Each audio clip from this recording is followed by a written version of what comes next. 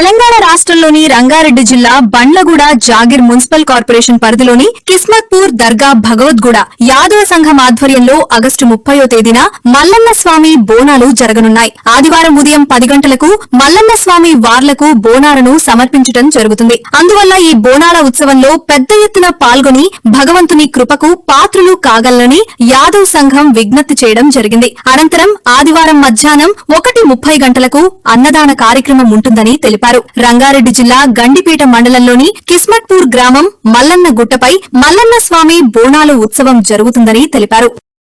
చూస్తున్నట్టయితే అది మల్లన్న స్వామి పిలిపే అనుకోండి. ఇలాంటి మల్లన్న స్వామి దేవాలయము చాలా అరుదు. మన భాగ్యనగరంలో మూసీ నది ఒడ్డున మల్లన్న స్వామి దేవాలయము. లొకేషన్ కోసము మల్లన్న స్వామి అని కమెంట్ చేయండి. కొమ్రవెల్లిలో ఉన్నట్టే కొండల మధ్యలో రాళ్ల మధ్యలో మల్లన్న స్వామి. ఒకసారి మీరు మల్లన్న స్వామిని చూడండి, మిమ్మల్ని చూస్తున్నట్టే అనిపిస్తుంది.